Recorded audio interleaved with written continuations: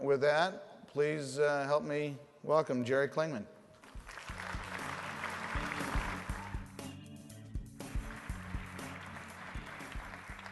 Thank you, Tom. Thanks. Just for the record, my good friend Van Piercy actually went overtime.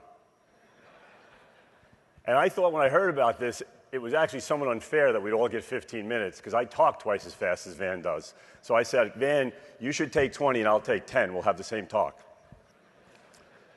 So let me tell you how I got the phone call, my little story.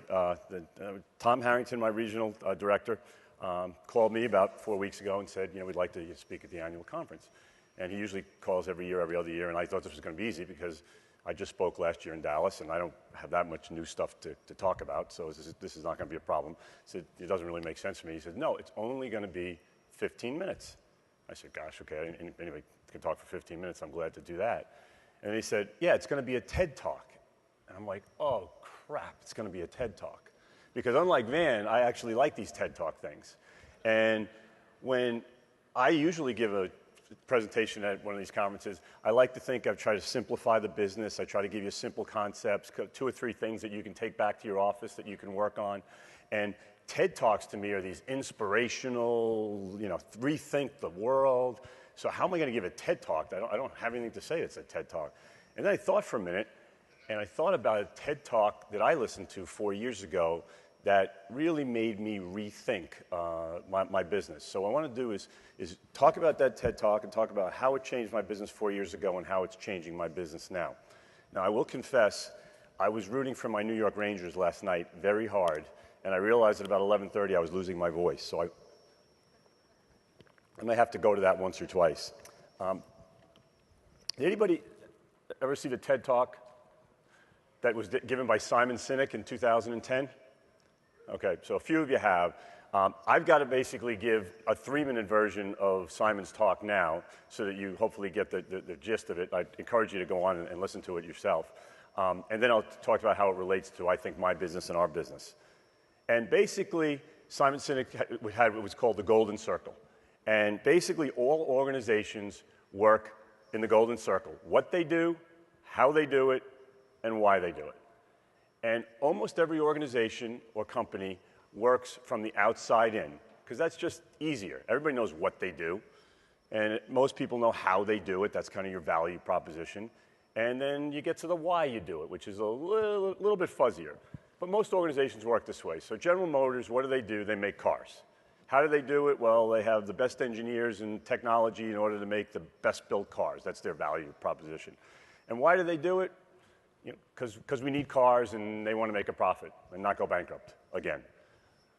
So, a law firm. So what does a law firm do? They provide legal services to individuals and corporations. How do they do it? They hire the best attorneys with the most experience who provide, high-level confidential advice to their clients. It's their value proposition. And why do they do it? Because, we need lawyers and they want to earn a living and support their families. So that's basically how most companies work. But what Simon Sinek realized is when he looked at all great companies or organizations, they all worked in the exact opposite direction of other ones. They all worked from the inside out. Why they do something, how they do it, and what they do it. They act, think, and communicate in the exact opposite direction of all other organizations.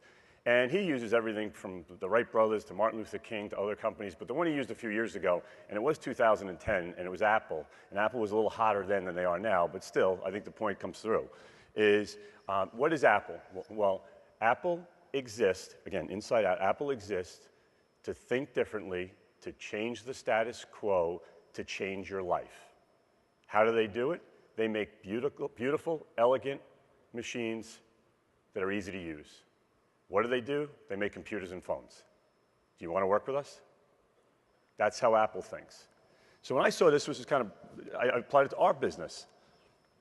And I thought, how do our competitors generally work? And we compete in New York against all the top investment banks and private banks and wealth management, Goldman Sachs, UBS, et cetera.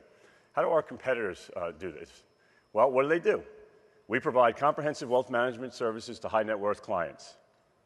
How do we do it? We have 3,000 investment professionals in 22 countries that give us global insights for our investment strategies for clients, blah, blah, blah, blah, blah, blah. 6,000 professionals, trading floors, geniuses, strategies, pitch books, right? They all have pitch books. Talk about it. And why do they do it? Because, you need an advisor. Can you come work with us? We'd like you to work with us. We're really, really good.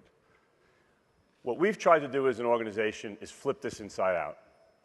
So what do we do at Klingman Associates? We have a passion to help our clients reach their lives' goals and dreams.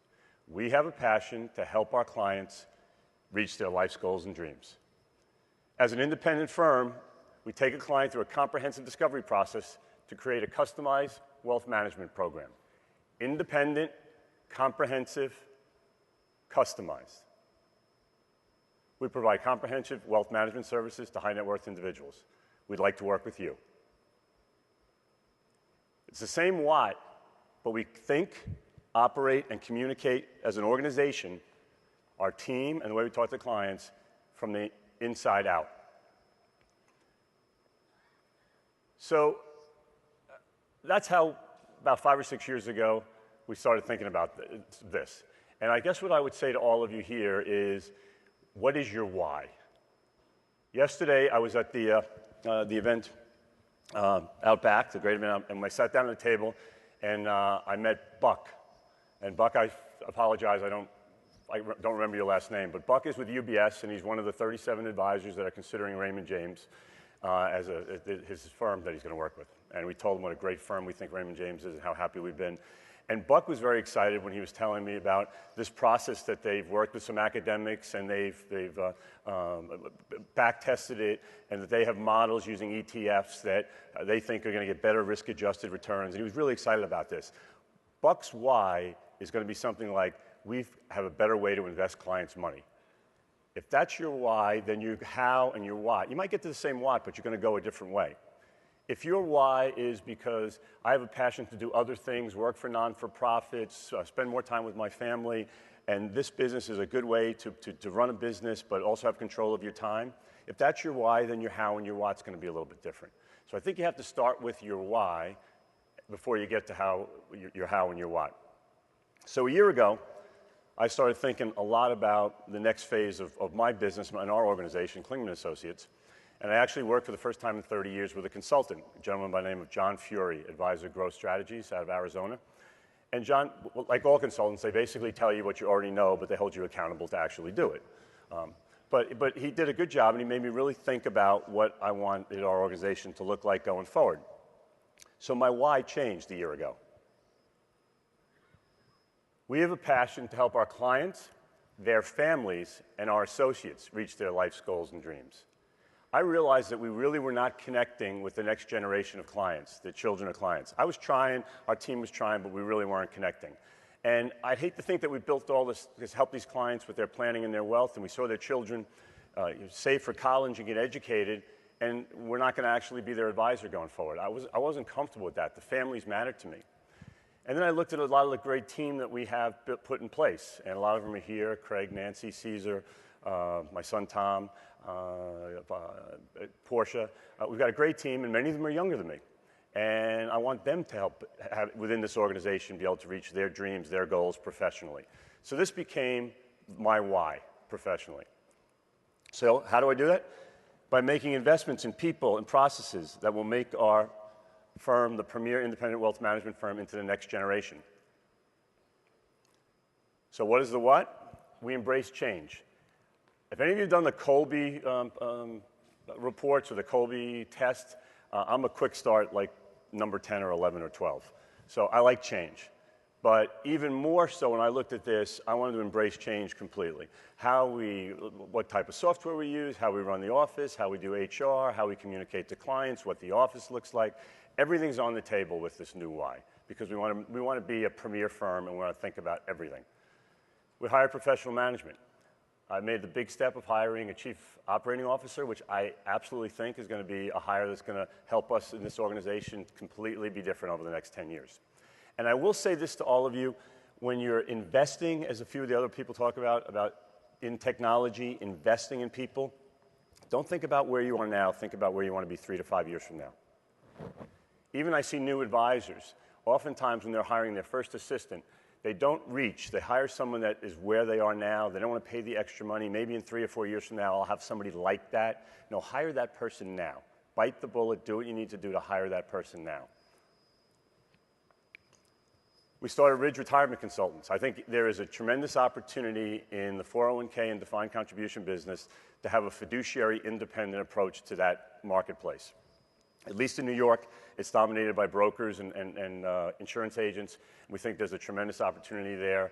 I partnered with a good friend who'd been a principal for 25 years, and we think there's going to be tremendous synergies between our retirement plan business and our high net worth private wealth management business. So I'm excited about this new business. And we're starting to recruit and mentor the next generation of wealth managers. This is the next step. And I will make one comment about this. You go to a lot of conferences and Barron's and even the conference here, and I see really the generation of advisors age 50 to 75, of which I'm one of them. I'm 52. And then the next generation, X, Y, Z, whatever they call people that are younger than that group. And what I see a lot of is, well, I'd say to the younger generation, this older generation has done some incredible things. They started as stockbrokers. They started as insurance agents. Someone like Mal is a great example. They started as accountants maybe, and they created a profession, the financial planning profession. And there'll never be another generation that'll do this. We all started as salesmen. We learned how to do operations. We learned how to do investments. We learned how to do insurance. We learned how to figure out technology. We did everything in the organizations. We built it up. There's never going to be another generation like that. It's truly, to borrow from Tom Brokaw, the greatest generation of financial plannings. Having said that, so they should be mentoring. Younger generation should be learning from that generation. There should be mentoring going on. Having said that, I see a lot of the greatest generation say the younger people, they don't work as hard. They don't do the things that they need to do.